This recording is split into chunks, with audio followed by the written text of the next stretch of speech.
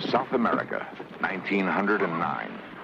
According to this famous film, a gun battle claims the life of Butch Cassidy. If the film version is right, who was the mysterious stranger who appeared on a Wyoming road 15 years later? A mysterious stranger who bore a strong resemblance to Butch Cassidy.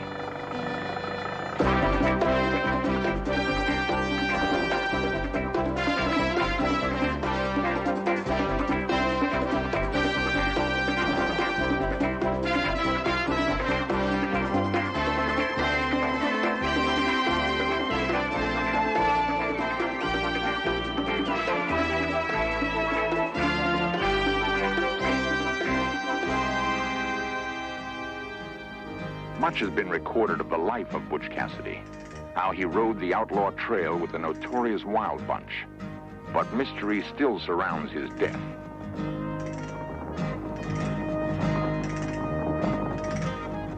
Now, those who have kept their silence for years are ready to reveal the true ending to this remarkable story.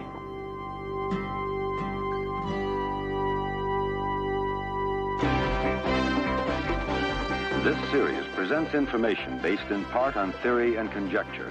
The producer's purpose is to suggest some possible explanations, but not necessarily the only ones, to the mysteries we will examine.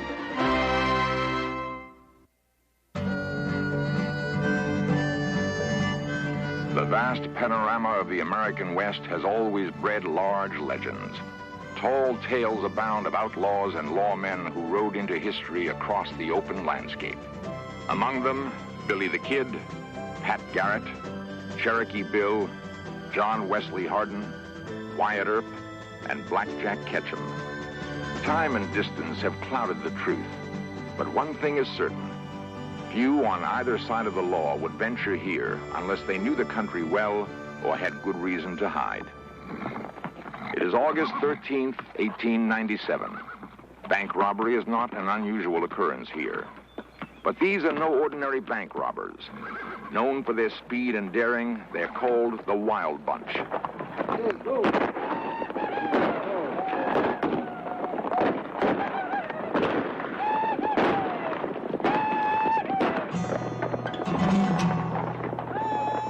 Leading them is Butch Cassidy. He has herded cattle here and knows every canyon and mesa.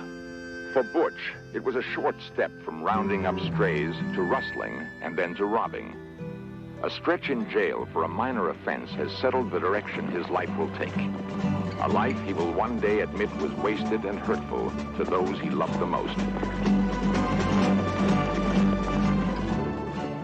Butch becomes master of the fast getaway. Relays of horses have been staked out before the job. On fresh mounts, the Wild Bunch can outdistance any posse. In this way, they have robbed bank after bank over a wide area of the West. Montpelier, Idaho, Winnemucca, Nevada, Telluride, and Denver, Colorado. $16,000, $17,000, $21,000, $30,000. The separate hauls added up to more than $200,000. By morning, the outlaws have left their pursuers miles behind.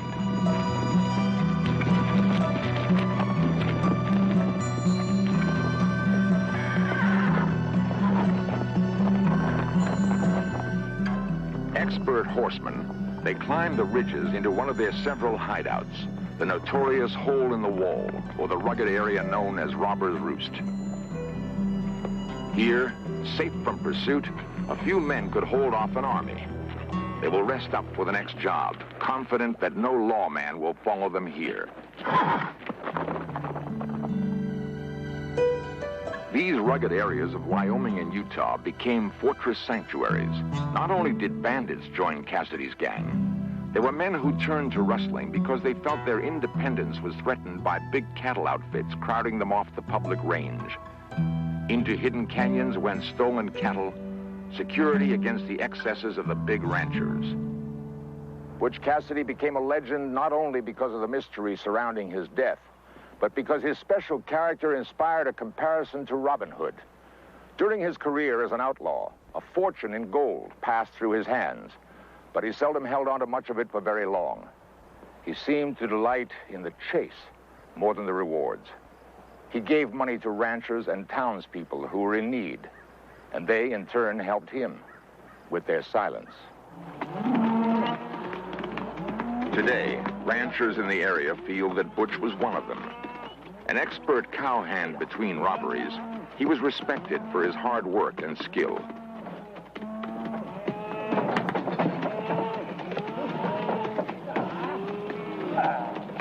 They don't condone what Butch did, but with their own independence threatened today by big mining interests, they understand some of the forces that drove him. And I found out later that it was Butch. I worked with his brother right here. His brother Joe, him and I herded cattle together. They wasn't killed in South America, I know that. Our search for where and when Butch did die took us to the remote Wyoming town of Baggs. Galloping down Main Street, guns blazing, they headed for the Bulldog Saloon, where they would cut the road dust out of their dry throats with strong whiskey. Restored, they would roust out Tom Vernon, who played fiddle and owned the local hotel. Then, rounding up the available ladies, they would dance all night.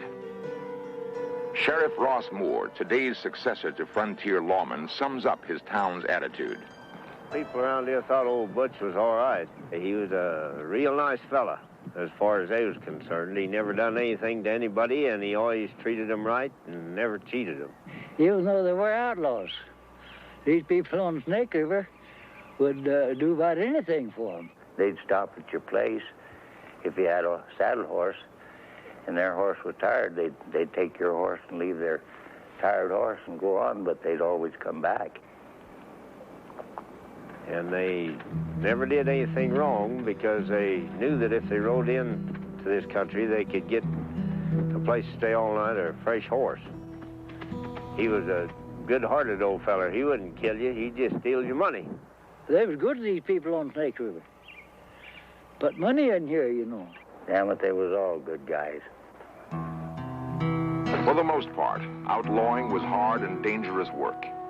As an outlaw's reputation grew, so did the odds of getting caught. Alan Pinkerton's powerful detective agency assigned famed manhunter Charlie Siringo to take on the Wild Bunch. Though only 5 feet tall, Siringo could rope, tie, and ride with the best of them. Having spent a lifetime on the Western Range, he was well equipped to track his quarry. The Wild Bunch reacted to this pressure by moving into another lucrative field, train robbing. With Butch's masterminding, they continued to prosper. The Denver and Rio Grande Railway, $8,000. The Colorado and Southern, $45,000. The Union Pacific, $55,000.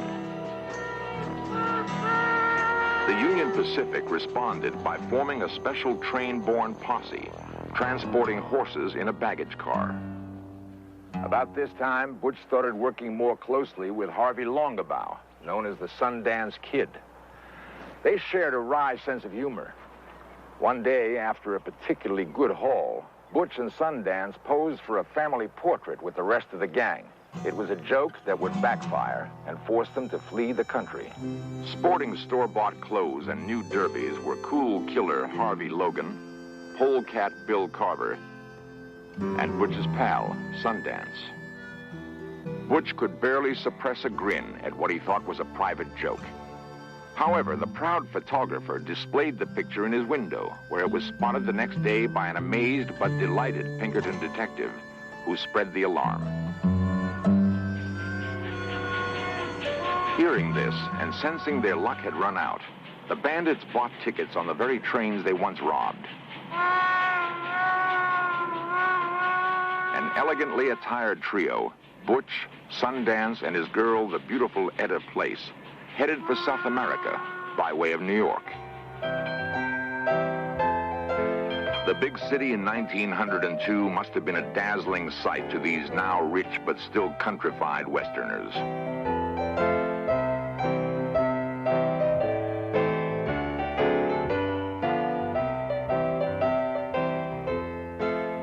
They mingled with the elite on Fifth Avenue, and Sundance and Etta had their portraits taken at a fashionable salon.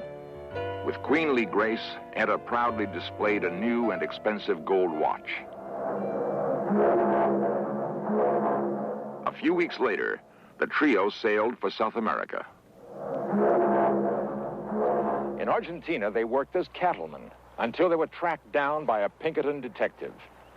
Once more on the run, they returned to a life of crime throughout Chile, Bolivia, and Uruguay. In 1909, the story got out that Butch and Sundance were dead, killed in a gunfight in Mercedes, Uruguay. The Pinkerton agency eagerly accepted the story and closed the files on an old and frustrating case. But our research in Mercedes revealed no evidence that such a gunfight ever took place. Butch and Sundance's death a hoax? Perhaps still another way to outdistance pursuers? One day in 1924, 15 years after the alleged gunfight, a lone figure was seen driving up a Wyoming road. As he came closer, he seemed somehow familiar. Could it have been Butch Cassidy returning home after all those years?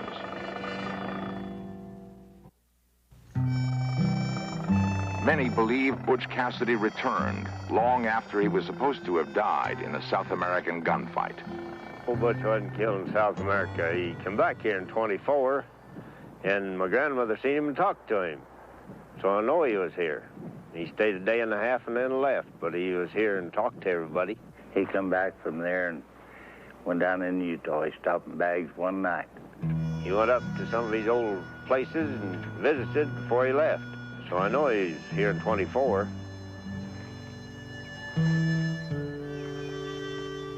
One can only imagine what might have gone through his mind if he had revisited the places of his raucous youth.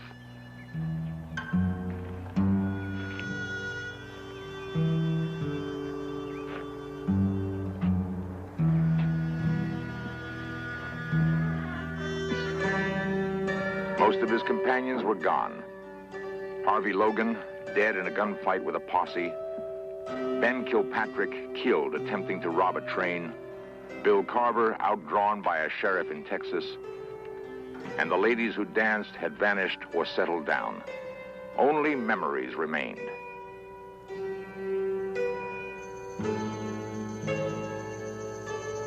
The memories live on in Bags. Recollections of those still alive who remember Butch's nostalgic homecoming.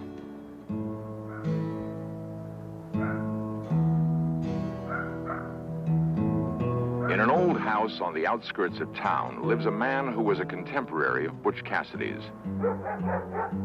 Now, Alfred Brazel is surrounded by his animals and his memories.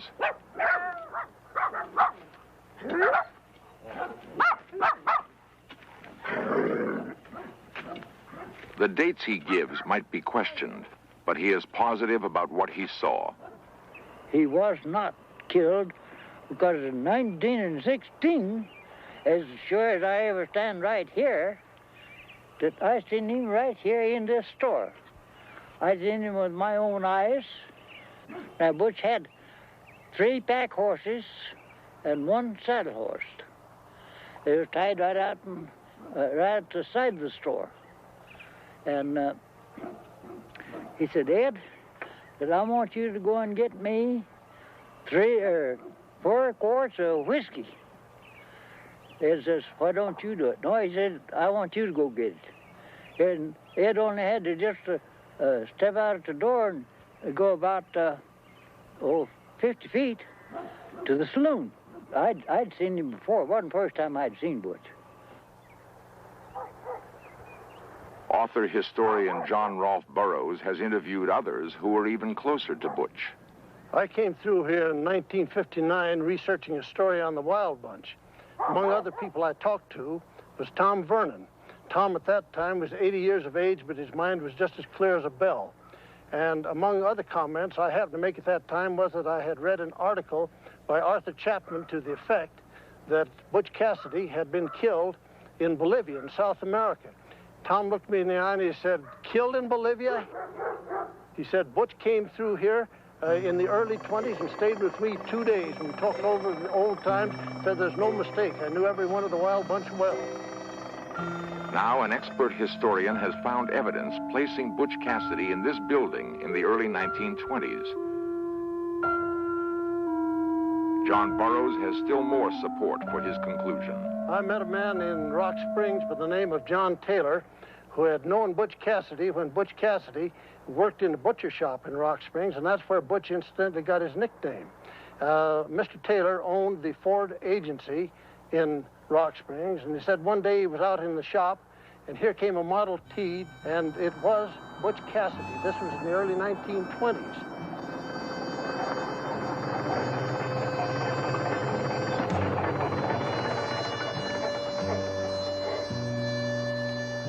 He said Butch didn't recognize him and didn't say anything, but he said there was no mistake, that he knew him well.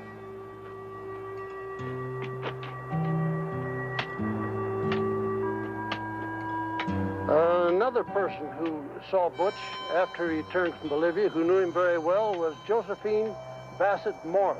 She was his girlfriend. In an old log cabin where she lived alone, Josephine Bassett talked with Burroughs in 1965. Still showing signs of the beautiful girl she had been, Josephine told him that one night in the early 1920s in Rock Springs, Wyoming, Butch and his old friend Elza Lay knocked on her door.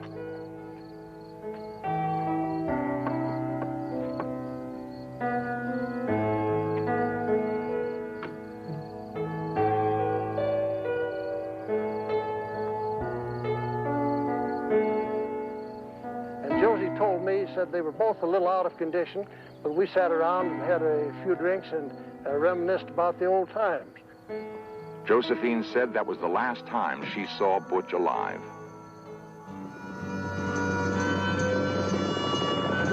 We had one more important stop to make, 300 miles away. In southwest Utah is the wild and beautiful country where Butch spent his childhood, where he learned to ride, where he roamed free, when his name was still Robert Leroy Parker, and he lived on the ranch his father homesteaded near Circleville.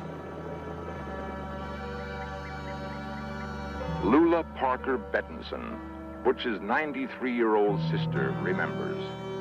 When Butch came home, he went straight to the ranch, up at the Parker Ranch, because he thought we lived there.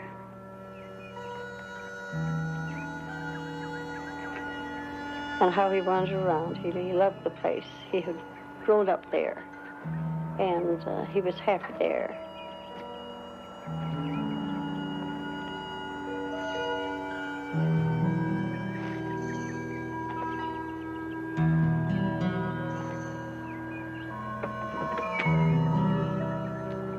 Disappointed to find no one there, he came to town.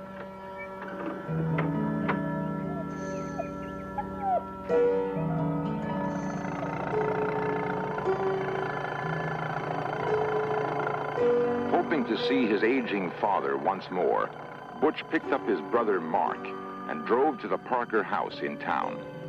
His father and Lula came to the door. When Butch drove into the yard, he and Mark got out of the car and walked over to the house. First, of course, he was a stranger. He just thought somebody come home with the boys. But as they looked at each other and got closer, they knew each other. And what a greeting it was to have him home again. When I first saw Butch, I looked at him and I thought, oh, he belongs here. He's ours, he must be, you know. And yet I didn't know. And my father said to me, he said, I'll bet you don't know who this is. He said, this is your brother, Robert Leroy. And of course, then it was just really, but I felt like my feet, I couldn't stand. I was shocked, you know, in a way. So I didn't have it very long because he's so warm and so wonderful. And was so tickled to see me that it all turned out just right. When he came home, he could talk of nothing but Mother. No matter what we would be talking about, he would go back to her. He felt so terrible because he felt that he'd hurt her so badly. And he really did. And he felt it. He couldn't live it down. He said it was his heartache. And my father said to him, he said, you know, my boy, he said, you could have been most anything. He said, I know. And all I done is make a wreck of my life. He wasn't a bit happy. I think he paid the debt over and over for what he done. Butch died in 1937 in the Northwest. And where he is buried, that is our secret. We do not tell it. My father gave us to understand when the word came of his death that there would be never be told, because they had chased him. He said they have chased him all his life, and now he's going to rest in peace. No matter what, I would never tell it.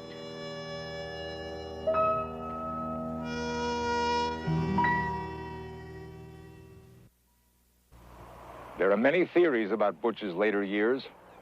In Billings, Montana, author Larry Pointer, after years of study, believes that this man, William T. Phillips, who moved to Spokane, Washington a year after Butch's supposed death, is Butch Cassidy. And the resemblance is remarkable. Phillips died in the Northwest in 1937, and his ashes were scattered over the Spokane River. An added irony is that for years, Phillips tried to sell the Butch Cassidy story to Hollywood. There were no takers. And what of Sundance and Etta? They seem to have disappeared completely from history. Only the legend remains. But legends die hard. We usually believe what we want to believe. Somehow we prefer to see Butch young and vigorous, falling in South America with guns blazing, rather than living out a mundane life. But wherever or whenever Robert Leroy Parker died, in our minds, he lives on as Butch Cassidy.